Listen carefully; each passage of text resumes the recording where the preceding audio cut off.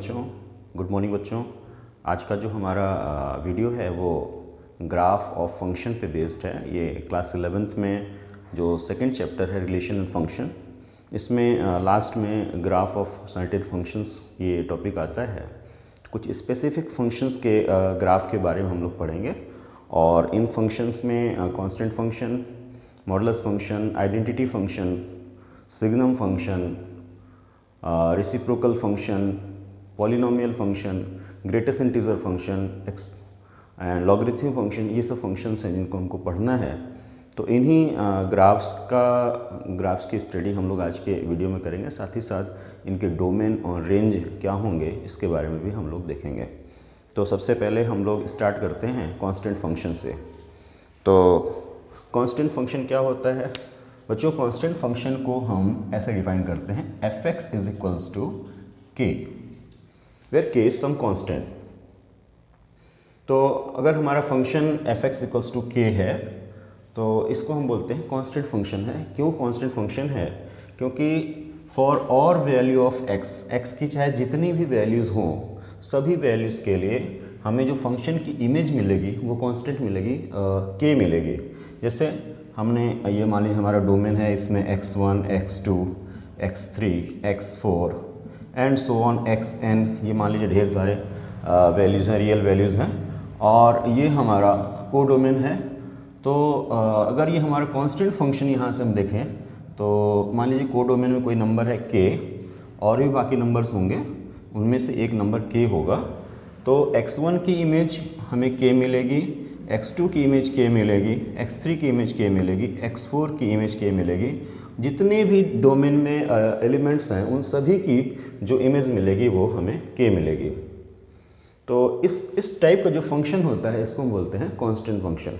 यानी अगर सभी x की वैल्यूज़ जितनी हैं, डोमेन में जितने x की वैल्यूज़ हैं, उन सभी के लिए आपको एक पर्टिकुलर वैल्यू इमेज के तौर पे मिले तो वो कांस्टेंट फंक्शन है।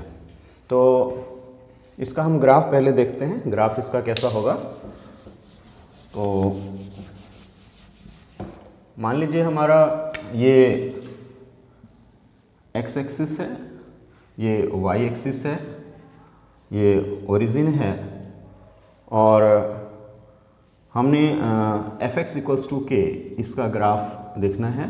तो f(x) = k ये जो ग्राफ होता है ये बिल्कुल x एक्सिस के पैरेलल ये स्ट्रेट लाइन होती है, क्योंकि फॉर और वैल्यू ऑफ x हमें जो फंक्शन की वैल्यू मिलेगी वो k मिलेगी। तो मान लीजिए ये x1 है हमारा, तो इस x1 पॉइंट पे जो फंक्शन की वैल्यू होगी, ये जो हाइट होगी ये फंक्शन की वैल्यू होगी, और इसको लिखेंगे f(x1), और ये कांस्टेंट है k के इक्वल, ये हाइट k के इक्वल है। इसी तरह मान लीजिए ये x2 है, तो यहाँ पे f(x2) ये होगा हाइट f(x2), और इसकी वैल्यू होगी k। तो जितनी भी वैल्यूज़ हैं x की, for all possible value of x we will get image as k। तो ये बिल्कुल स्ट्रेट लाइन मिलेगी जो कि x एक्सिस के पैरेलल होगी। अब अगर इसके डोमेन की बात करें तो डोमेन ऑफ f तो इसका जो डोमेन है, डोमेन का मतलब होता है वो x की पॉसिबल वैल्यूज़ जिनके लिए हमारा फंक्शन डिफाइंड है। तो हम देख रहे हैं कि यहाँ पे सभी x, जितने भी x हैं यहाँ पे x एक्सिस पे जितने भी x की वैल्यूज़ हैं उन सब के लिए फंक्शन की वैल्यू हमें मिल रही है, और कितनी मिल रही है? k मिल रही है। तो चूँकि सभी फंक्शंस सभी x के लिए हमें फंक्शन की वैल्यू मिल रही है, फंक्शन किसी पर्टिकुलर x पे अनडिफाइंड नहीं है, सभी x के लिए डिफाइंड है और k के इक्वल है, इसलिए हम बोलेंगे कि डोमेन ऑफ फंक्शन होगा रियल नंबर। यानी इस पूरे लाइन के हर पॉइंट पे हमारा फंक्शन डिफाइंड होगा, और चूँकि ये रियल नंबर्स हैं तो हम बोलेंगे domain of function is real number. फिर अगर रेंज की बात करें तो रेंज ऑफ f, तो हमने फंक्शन डिफाइन किया f(x) = k।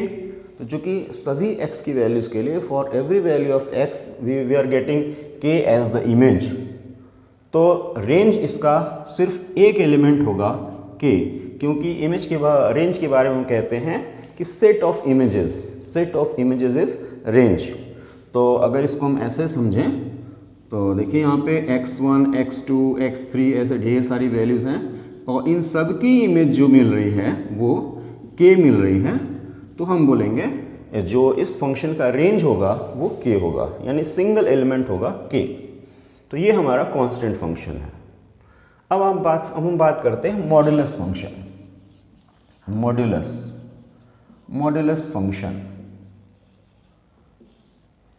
तो मॉड्यूलस फंक्शन को हम लोग f(x) equals to mod of x इस तरह से हम लोग डिफाइन करते हैं। यानी मॉड्यूलस फंक्शन हमारा होगा f(x) is equals to mod of x। और जब हम ग्राफ ड्रॉ करते हैं तो जो f(x) है, इस f(x) को हम y मान के चलते हैं। f(x) जो होगा उसको हम y लेके चलेंगे।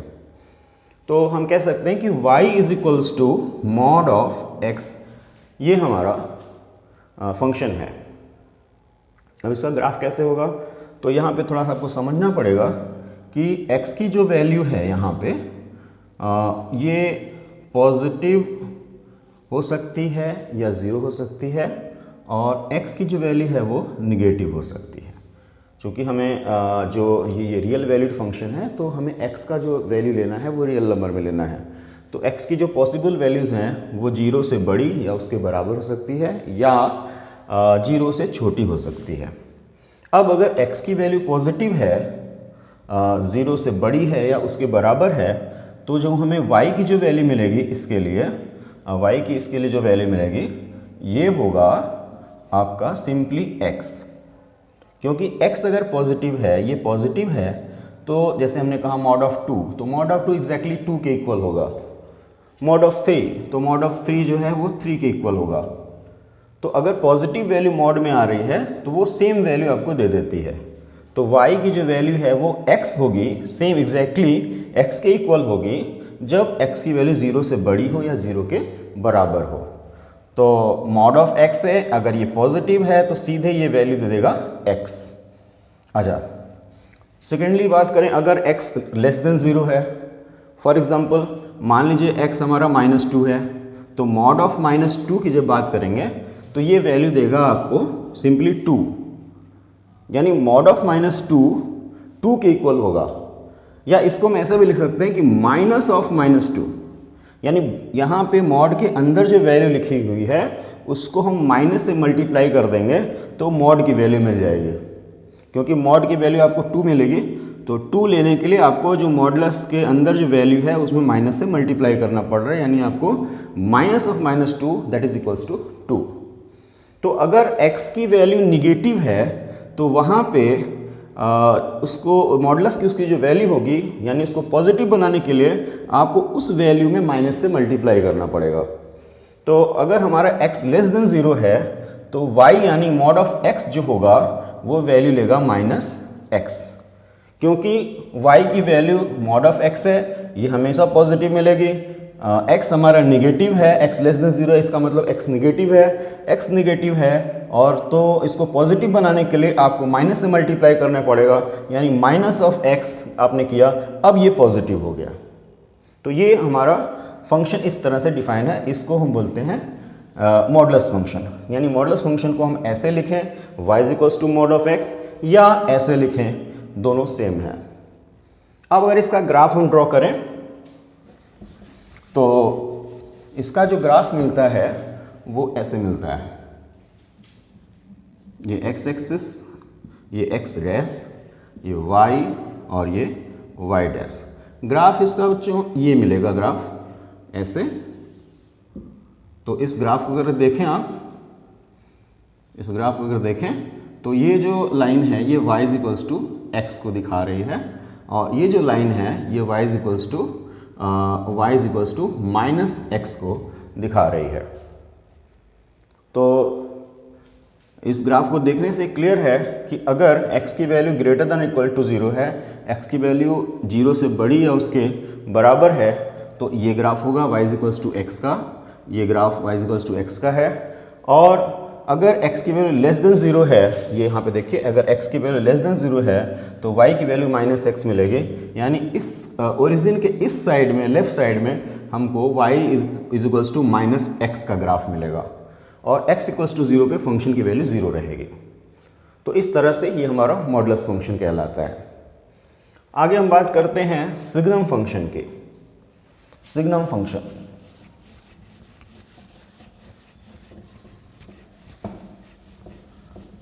तो सिग्नम फंक्शन, अच्छा हाँ, इसकी हम डोमेन और रेंज की बात कर देते हैं। y is equals to mod of x के डोमेन और रेंज की हम लोग बात कर लेते हैं। तो चूंकि ग्राफ हमारा ये था, ऐसे था, तो डोमेन का मतलब होता है x की वैल्यूज़, x की वो वैल्यूज़ जिनके लिए हमें y की वैल्यू मिल रही है। तो for all value of x we are getting the value of y। y means ये हाइट, तो x की जितनी भी वैल्यूज़ हैं from minus infinity to plus infinity we are getting this height यानी fx। तो x की सभी वैल्यूज़ के लिए हमें fx मिल रहा है। इसका मतलब x जो डोमेन होगा फंक्शन का, डोमेन ऑफ f, ये हमारा सेट ऑफ रियल नंबर होगा। अच्छा, अब रेंज की बात करें तो रेंज का मतलब होता है y की वैल्यू। y की क्या वैल्यू मिलेगी? तो x की आप कोई भी वैल्यू रख दो, पॉजिटिव रख दो, निगेटिव रख दो, ज़ीरो रख दो, उन सभी वैल्यूज़ के लिए y हमारा पॉजिटिव मिलेगा हमेशा। यानी जो भी हाइट मिलेगी वो इस x एक्सिस के ऊपर मिलेगी। अगर नीचे मिलती तो y निगेटिव होता। तो चूंकि सभी हाइट जो मिल रही है, ये जो लेंथ मिल रही है, ये जो fx की वैल्यू मिल रही है, वो x एक्सिस के ऊपर मिल रही है। तो रेंज जो होगा इसका, हम लिखेंगे range of f is equals to r, या इसको हम ऐसे लिखेंगे 0 टू इन्फिनिटी, 0 टू इन्फिनिटी, यानी 0 से लेके इन्फिनिटी, यानी पॉजिटिव रियल नंबर्स इंक्लूडिंग 0, ये हमारा इसका रेंज होगा। आगे चलते हैं, सिग्नम फंक्शन की बात करते हैं।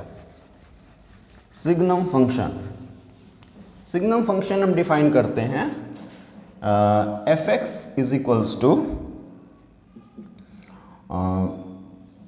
mod of x upon x when x is not equals to 0 and 0 when x is equals to 0। इस तरह से हम लोग सिग्नम फंक्शन डिफाइन करते हैं।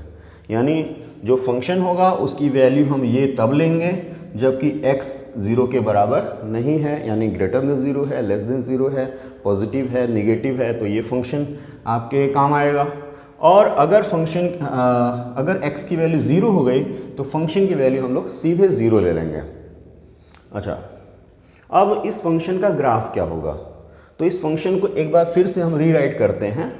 हमें कह रहा है कि x is not equals to 0। तो यहाँ पे दो केसेस उठेंगे कि x हमारा 0 से बड़ा हो या x हमारा 0 से छोटा हो। तो सबसे पहला केस लेते हैं, fx ये लिखा हमने, और सबसे पहले हमने लिखा कि माना x 0 से बड़ा है। तो अगर x 0 से बड़ा है तो फंक्शन तो हमारा यही होगा, क्योंकि नॉट इक्वल्स टू 0 के लिए यही फंक्शन होना है। तो अगर x 0 से बड़ा है तो मॉड ऑफ x हमारा सिंपली x हो जाएगा, और नीचे है हमारा x हो गया, यानी कुल मिला के 1। यानी अगर x 0 से बड़ी वैल्यू देता है उस केस में जो सिग्नम फंक्शन है इसकी वैल्यू हो जाएगी 1। क्यों होगी? क्योंकि मॉड ऑफ x हमारा सीधे x लिखा जा सकता है मॉड ऑफ x को, और नीचे हमारा x है तो x अपॉन x कैंसिल हो जाएगा, x 1 आपको वैल्यू मिलेगी। अच्छा, अब मान लीजिए कि x हमारा 0 से बड़ा ना हो के बल्कि 0 से छोटा है। तो 0 से अगर छोटा है तो उस केस में मॉड ऑफ x हमारा निगेटिव होगा। मॉड ऑफ x तो पॉजिटिव होगा, x हमारा निगेटिव होगा। अब इस x को पॉजिटिव में कन्वर्ट करने के लिए इस x में माइनस से मल्टीप्लाई करना पड़ेगा, तो तब ये जाके पॉजिटिव मिलेगा। यानी मॉड ऑफ x हमारा हो जाएगा, यहाँ पे मॉड x की वैल्यू हो जाएगी -x, क्योंकि ये ऑलरेडी निगेटिव है। तो जब ये निगेटिव है तो इसको पॉजिटिव में जब बदलेंगे तो इसमें माइनस से मल्टीप्लाई कर देंगे तो ये पॉजिटिव हो जाएगा। यानी जब x लेस देन 0 होगा तो मॉड ऑफ x को हम लिख सकते हैं -x upon x, x cancel होगा और आपको मिलेगा -1। और फॉर x इक्वल्स टू 0 ये हो गया वैल्यू 0। तो सिग्नम फंक्शन को हम इस तरह भी डिफाइन कर सकते हैं कि fx की वैल्यू 1 तब होगी जबकि x 0 से बड़ा हो, यानी x की जो भी वैल्यू 0 से बड़ी होगी उसके लिए फंक्शन की वैल्यू हमको 1 मिलेगी। x की जो भी वैल्यू 0 से छोटी होगी उसके लिए फंक्शन की वैल्यू -1 मिलेगी। x की जो भी वैल्यू 0 के बराबर होगी उसके लिए फंक्शन की वैल्यू हमें 0 मिलेगी। 0 के लिए 0, ग्रेटर देन 0 के लिए 1 और लेस देन 0 के लिए -1। अब इसका ग्राफ किस टाइप का होगा इसको देखिए आप। इसका ग्राफ हम लोग यहाँ पे ड्रॉ करते हैं। ये हमारी x एक्सिस है, ये y एक्सिस है, ये y डैश है, ये x डैश है। सबसे पहले देखते हैं x इक्वल्स टू 0 पे फंक्शन की वैल्यू क्या है। x इक्वल्स टू 0 पे फंक्शन की वैल्यू है 0। तो यहाँ पे फंक्शन की वैल्यू हो गई 0। इसको हमने ये ब्लैक डॉट से दिखाया मैंने यहाँ पे। ये पॉइंट बताता है कि for x equals to 0 y equals to 0, यानी फंक्शन की वैल्यू 0 है। अच्छा, अब अगर आप x की वैल्यू इधर बढ़ाएंगे तो फंक्शन की वैल्यू हो जाएगी 1, यानी जितनी भी x इधर आप जाएंगे पॉजिटिव वैल्यू x की लेंगे, फंक्शन की वैल्यू यानी जो हाइट होगी ग्राफ की वो 1 होगी। तो मान लिया ये 1 है तो आपको इस टाइप का ग्राफ मिलेगा। चूंकि 0 पे हम ऑलरेडी फंक्शन को डिफाइन कर चुके हैं 0, तो यहाँ पे आपको 0 के लिए ग्राफ नहीं मिलेगा, 0 के लिए फंक्शन की वैल्यू नहीं मिलेगी। आपको ये हॉलो वाली सर्किल रहेगा और इसके इधर जैसे ही आप 0 को क्रॉस करेंगे फंक्शन की वैल्यू जंप हो जाएगी और ये 1 वैल्यू बताने लगेगी फंक्शन की वैल्यू। अच्छा, फिर कहता है कि for x is less than 0, जब x निगेटिव होगा तो फंक्शन की वैल्यू -1 होगी। तो -1 का मतलब ये, यानी फंक्शन जंप कर जाएगा -1 पे। जब x इसके इधर आएगा तो वहाँ पे आपको -1 वैल्यू मिलेगी, यानी ग्राफ मिलेगा इस टाइप का। ये वैल्यू -1 है, ये जो हाइट है ये -1 है। तो ये -1, ये +1 और 0 के लिए 0। तो ये जो ग्राफ है ये सिग्नम फंक्शन का ग्राफ है। अब अगर इसके डोमेन की बात करें तो डोमेन ऑफ f बराबर, तो इस फंक्शन का जो डोमेन है यहाँ पे देखिए आप, x की इधर की सभी वैल्यूज़ के लिए फंक्शन की वैल्यू मिल रही है, x के इधर की वैल्यू के लिए फंक्शन की वैल्यू मिल रही है और 0 के लिए भी मिल रही है। तो इसका मतलब for all value of x we are getting the image under that function. तो x की सभी वैल्यूज़ के लिए चूंकि इमेज मिल रही है, फंक्शन का मान मिल रहा है, इसका मतलब डोमेन हमारा होगा real number, set of real number, वास्तविक संख्याएं का समुच्चय। अच्छा, अब हम रेंज की बात करें, रेंज ऑफ f। तो रेंज में हमारे पास 3 वैल्यूज़ हैं। जब x 0 से बड़ा वैल्यू ले रहा है तो फंक्शन की वैल्यू 1 हो गई, फंक्शन की जो वैल्यू मिल रही है, इमेज जो मिल रही है 1 मिल रही है। और जब x 0 के बराबर है तो 0 मिल रही है, और जब x 0 से छोटा है तो उसकी वैल्यू -1 मिल रही है। इसको हम इस तरह समझेंगे, जैसे मान लीजिए हमारा सेट है सेट ऑफ रियल नंबर और ये हमारा दूसरा है सेट ऑफ रियल नंबर। इसमें यहाँ पे 0 है, ये वैल्यू 0 से बड़ी है, ये वैल्यू 0 से छोटी है। यहाँ पे आपको 0 है, -1 है, 1 है, 0 है, 1 है, -1 है। तो इसके इधर जितने x आएंगे उन सब की जो इमेज मिलेगी, उन सब की जो आपको इमेज मिलेगी वो 1 मिलेगी। 0 के लिए जो इमेज मिलेगी वो 0 मिलेगी, और 0 से छोटी वैल्यूज़ के लिए जो इमेज मिलेगी वो आपको -1 मिलेगी। यानी रेंज में सिर्फ 3 एलिमेंट आएंगे, -1, 0 एंड 1। तो इसका रेंज हो जाएगा -1, 0 एंड 1। तो ये हमारा सिग्नम फंक्शन रहा। अब हम लोग देखेंगे ग्रेटेस्ट इंटीजर फंक्शन, उसका ग्राफ क्या होगा, उसका डोमेन क्या होगा, इसको हम लोग देखेंगे। Greatest integer function, greatest integer function, greatest integer function. तो आइए देखते हैं ग्रेटेस्ट इंटीजर फंक्शन क्या है। बच्चों, ये जो जितने फंक्शंस हैं जिनके ग्राफ हैं, इनकी यूजेस होती हैं जब हम लोग कैलकुलस पढ़ते हैं वहाँ पे, या जब हम रेंज डोमेन निकालते हैं तो हमें इन फंक्शंस की डोमेन, रेंज, इनके ग्राफ की हमको ज़रूरत पड़ती है। तो ग्रेटेस्ट इंटीजर फंक्शन कैसे डिफाइन होगा, उसकी वैल्यू क्या क्या होंगी, उसका डोमेन क्या होगा, रेंज क्या होगा, ग्राफ क्या होगा, इन सब के बारे में हम लोग डिस्कस करेंगे। तो ग्रेटेस्ट इंटीजर फंक्शन को हम लोग स्टेप अप फंक्शन बोलते हैं, step up. Step of function,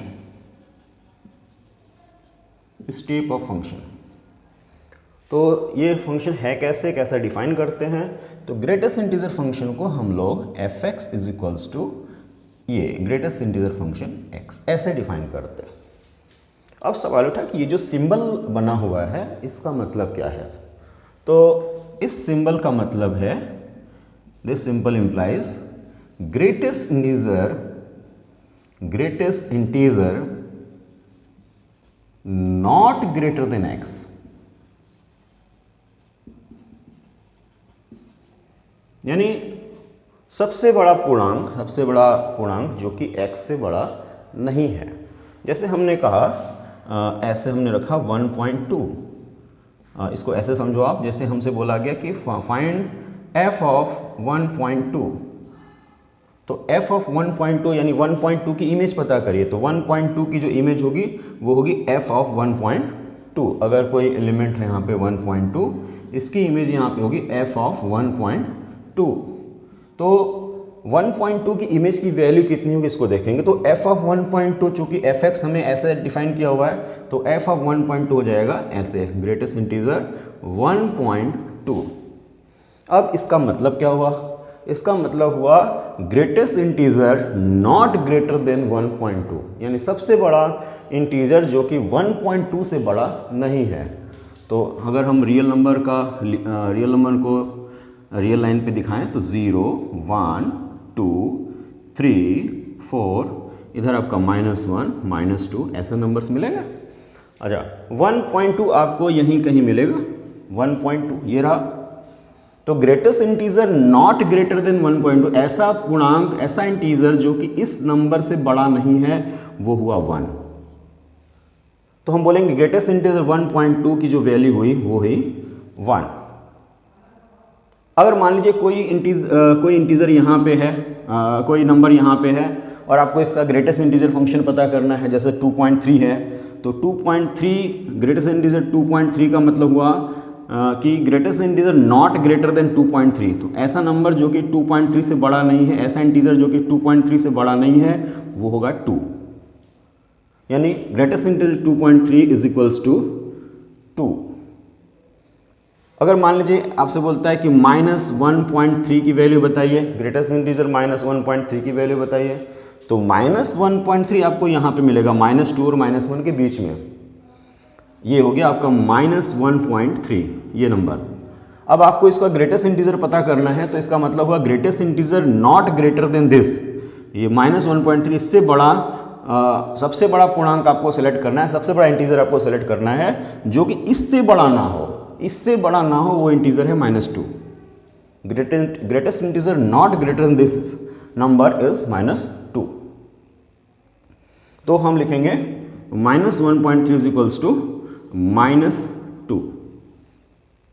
अच्छा, एक चीज़ और, मान लीजिए कि आपको बोलता है f1 पता करिए, f1, तो f1 का मतलब हुआ ग्रेटेस्ट इंटीजर 1, ग्रेटेस्ट इंटीजर 1 मतलब greatest integer not greater than 1। तो ऐसा इंटीजर पता करना है जो कि 1 से बड़ा ना हो, इंटीजर तो हो लेकिन सबसे बड़ा इंटीजर हो लेकिन 1 से बड़ा ना हो। तो 1 से बड़ा ना हो ऐसा इंटीजर है 1 इटसेल्फ, खुद 1 जो है ऐसा इंटीजर है जो कि 1 से बड़ा नहीं है और सबसे बड़ा इंटीजर है। तो ग्रेटेस्ट इंटीजर 1 हो जाएगा 1, ग्रेटेस्ट इंटीजर 2 हो जाएगा 2, ग्रेटेस्ट इंटीजर -1 हो जाएगा -1। तो ये सब चीज़ें आपको यहाँ पे दिमाग में रखनी है जब इसका ग्राफ ड्रॉ करेंगे तब। तो चलिए स्टार्ट करते हैं, इसका ग्राफ हम ड्रॉ करते हैं। तो फंक्शन हमारा डिफाइंड है ग्रेटेस्ट इंटीजर x, इस फॉर्म में हमारा फंक्शन डिफाइंड है। तो fx बराबर ग्रेटेस्ट इंटीजर x, ये फंक्शन हमारा डिफाइंड है। ग्राफ इसका ड्रॉ करते हैं। ये हमारी x एक्सिस है, ये y एक्सिस है, ये ओरिजिन है। अच्छा, ये हमने 1 ले लिया, ये 2 ले लिया, ये 3 ले लिया, ये 4 ले लिया, ये 5 ले लिया, और इधर -1, -2, -3, -4 ये हमने ले लिया। अब हम जो नंबर्स सेलेक्ट कर रहे हैं वो 0 और 1 के बीच के नंबर्स को ले रहे हैं। 0 और 1 के बीच का कोई भी आप नंबर ले लीजिए। जैसे हमने ले लिया point x is equals to 0.5, x equals to 0.6, x equals to 0.7। तो अब हम पता करेंगे कि इन 0.5, 0.6, 0.7 के लिए फंक्शन की क्या वैल्यू है। तो फंक्शन हमारा डिफाइंड है f s equals to greatest integer x। तो एफ एक्स इक्वल्स टू 0.5 पे फंक्शन की वैल्यू हो जाएगी ग्रेटेस्ट इंटीजर 0.5, यानी ऐसा इंटीजर, ऐसा सबसे बड़ा इंटीजर जो कि 0.5 से बड़ा ना हो। तो 0.5 से ऐसा इंटीजर जो कि 0.5 से नहीं बड़ा है वो है 0। सबसे बड़ा इंटीजर जो कि 0.5 से बड़ा नहीं है वो कौन सा इंटीजर है? 0। तो ये हो जाएगा 0। इसी तरह ग्रेटेस्ट इंटीजर 0.6 जो है ये भी 0 हो जाएगा। ग्रेटेस्ट इंटीजर 0.7 ये भी 0 हो जाएगा। तो 0 और 1 के बीच में जितनी वैल्यूज हैं, x की जितनी वैल्यूज हैं, उन सब के लिए हमारा जो फंक्शन का वैल्यू होगा वो 0 होगा। तो यहाँ से लेके यहाँ तक की सभी वैल्यूज के लिए फंक्शन की वैल्यू 0 होगी, यानी आपको ग्राफ में कोई हाइट नहीं मिलेगी। अच्छा, जैसे ही आप 1 पे पहुँचे, यानी x बराबर आपने 1 लिया, तो फंक्शन की वैल्यू हो जाएगी ग्रेटेस्ट इंटीजर 1। और अभी मैंने बताया आपको ग्रेटेस्ट इंटीजर 1 आपको 1 वैल्यू देगा, यानी 1 पे जैसे ही आप पहुँचे फंक्शन की में सडन जंप होगा और फंक्शन की वैल्यू 1 हो जाएगी। तो मान लीजिए यहाँ पे 1 है, तो इस पॉइंट 1 के लिए फंक्शन की वैल्यू हो जाएगी 1 के लिए फंक्शन की वैल्यू 1 हो जाएगी। अब आप 1 के आगे बढ़िए, आपने 1.1 लिया, तो अगर x की वैल्यू आपने 1.1 ली तो f ऑफ x हो जाएगा ग्रेटेस्ट इंटीजर 1.1 और ये वैल्यू अगेन हो जाएगी 1। ऐसा इंटीजर जो कि 1.1 से ऐसा ग्रेटेस्ट इंटीजर जो कि 1.1 से बड़ा नहीं है वो 1 होगा। तो 1 से बड़ी जितनी वैल्यू हैं तो उसके लिए फंक्शन की वैल्यू हो जाएगी 1। तो ये पूरी ऐसे आपको ग्राफ मिलेगा, ये सब 1 है। इस वैल्यू के लिए फंक्शन की वैल्यू 1, इस वैल्यू के लिए फंक्शन की वैल्यू 1, इस वैल्यू के लिए फंक्शन की वैल्यू 1। तो इस तरह से आपको ग्राफ मिलेगा। अच्छा, जैसे ही आप 2 पे पहुंचेंगे तो आपको f2 अगर पता करना होगा तो f2 is equals to greatest integer 2 और ये वैल्यू फिर 2 हो जाएगी, यानी फंक्शन में सडन जंप आएगा 2 पे और फंक्शन की वैल्यू यहाँ से जंप करके सीधे 2 पे चले जाएंगे। तो 2 पे फंक्शन की जो वैल्यू होगी वो ये हो जाएगी 2, यानी 2 पे आपको यहाँ पे कोई वैल्यू नहीं मिलेगी, 2 पे सीधे फंक्शन की वैल्यू यहाँ पे मिलेगी, ये हाइट मिलेगी। अच्छा, 2 and 3, between 2 and 3 again function की वैल्यू 2 ही रहेगी। क्यों? जैसे आपने 2 लिया, 2.1 लिया तो ग्रेटेस्ट इंटीजर 2.1 आपको 2 वैल्यू देगा। ग्रेटेस्ट इंटीजर आपने x की वैल्यू 2.2 लिया तो ग्रेटेस्ट इंटीजर 2.2 आपको 2 वैल्यू देगा। आपने x की वैल्यू 2.3 लिया तो उसकी जो ग्रेटेस्ट इंटीजर में वैल्यू होगी वो 2 होगी। तो 2 and 3, बिटवीन 2 and 3 आपको फंक्शन की वैल्यू 2 ही मिलेगी, ये हाइट कांस्टेंट रहेगी 2 के बराबर। अच्छा, 3 पे फंक्शन में एकाएक जंप आएगा, फंक्शन की वैल्यू ग्रेटेस्ट इंटीजर 3, अगर हम x की इक्वल्स टू 3 ले लें तो f ऑफ 3 अगेन हमें ग्रेटेस्ट इंटीजर 3 मिलेगा, यानी 3 के इक्वल होगा। यानी 3 पे फंक्शन की वैल्यू फिर जंप करेगी और आपको 3 वैल्यू देने लगेगी और बिटवीन 3 to 4 ये कांस्टेंट रहेगी 3 के बराबर। तो इस तरह से आपको ऐसे ग्राफ मिलता चला जाएगा, यहाँ पे हल हो जाएगा, फिर 4 और 5 के बीच में फिर 4 हो जाएगी फंक्शन की वैल्यू। इस तरह से आपको ग्राफ मिलेगा। अच्छा, 0 पे फंक्शन की वैल्यू आपको 0 हो जाएगी, फंक्शन की वैल्यू 0 पे 0 रहेगी। अब अगर हम 0 के इधर आते हैं, यानी आपने लिया -0.5, तो अभी मैंने बताया -0.5 की वैल्यू हो जाएगी -1। क्यों? क्योंकि ये 0 है, ये -1 है, 0.5 यहाँ पे होगा, -0.5 यहाँ पे होगा। तो greatest integer not greater than this is -1। तो 0 से 1 के बीच में आपको फंक्शन की वैल्यू मिलेगी -1। तो मान लीजिए ये -1 है तो आपको ये ग्राफ मिलेगा, यहाँ पे हॉलो रहेगा क्योंकि यहाँ पे 0 के लिए फंक्शन ऑलरेडी डिफाइंड है। जैसे ही आप 0 के इधर आएंगे फंक्शन की वैल्यू -1 होती जाएगी और -1 तक, -1 पे फंक्शन की वैल्यू हो जाएगी -1। तो -1 पे फंक्शन की वैल्यू -1 मिल गई। अब आप -1 के इधर चलिए, जैसे ही -1 के इधर जाएंगे आपको फंक्शन की जो वैल्यू है x की वैल्यू जैसे ही -1 के इधर गई फंक्शन की वैल्यू -2 हो जाएगी। तो यानी अगर ये -2 है तो सडन जंप आएगा और फंक्शन की वैल्यू -2 हो जाएगी और -2 तक ये -2 ही रहेगी। फिर इसके बाद मान लीजिए ये आपका -3 है, तो जैसे ही आप -2 के इधर आएंगे फंक्शन की वैल्यू -3 हो जाएगी, तो ये -3 आपको मिल गया और -3 तक ऐसे ही रहेगा। तो इस तरह से हमको ग्राफ मिलता है ग्रेटेस्ट इंटीजर फंक्शन का। अब अगर इसकी हम डोमेन की बात करें, domain of function f, domain of f is equals to, तो यहाँ पे देख रहे हैं आप हर वैल्यूज़ के लिए x की हर पॉसिबल वैल्यूज़ के लिए जितनी भी x की वैल्यू संभव है सबके लिए आपको फंक्शन का कुछ ना कुछ वैल्यू मिल रहा है, तो हम बोलेंगे domain of function f is r। अब अगर इमेज की बात कर लें, रेंज की बात कर लें, तो रेंज मतलब जो आपको इमेज मिल रही है fx की जो वैल्यू मिल रही है, तो जैसे यहाँ से यहाँ तक फंक्शन की वैल्यू मिली 0, यहाँ से यहाँ तक फंक्शन की वैल्यू मिली 1, यहाँ से यहाँ तक फंक्शन की वैल्यू मिली 2, यहाँ से यहाँ तक फंक्शन की वैल्यू मिली 3, यहाँ से यहाँ तक फंक्शन की वैल्यू मिली 4। यानी आपको जो फंक्शन की वैल्यू मिल रही है वो 0 मिल रही है, 1 मिल रही है, इनके बीच की वैल्यू नहीं मिल रही, 0 मिल रही है, 1 मिल रही है, 2 मिल रही है, 3 मिल रही है, 4 मिल रही है। यानी रेंज में आपको ऊपर मैं लिख रहा हूँ, रेंज जो होगा ये होगा 0, 1, 2, 3, 4 एंड सो ऑन। और इसके इधर आप देखेंगे तो यहाँ से यहाँ तक के बीच में -1 वैल्यू मिल रही है, यहाँ से यहाँ तक के बीच में -2 मिल रही है, यहाँ से यहाँ तक के बीच में -3 मिल रही है, यानी -1, -2, -3 एंड सो ऑन। तो कुल मिला के ये आपको रेंज मिला और ये ऑलरेडी इसको हम बोलते हैं सेट ऑफ इंटीजर, पूर्णांकों का समुच्चय, सेट ऑफ इंटीजर्स। तो इस फंक्शन का जो डोमेन है वो रियल नंबर है और जो रेंज है वो इंटीजर्स का सेट है। तो ये आपका ग्रेटेस्ट इंटीजर फंक्शन है। बच्चों आज का जो वीडियो है इसको हम यहीं पे रखते हैं, और जो हमारा नेक्स्ट पार्ट होगा इस वीडियो का, इसमें हम लोग list integer function, polynomial function, reciprocal function, exponential function, logarithmic function, इन सभी फंक्शंस के बारे में डिस्कस करेंगे।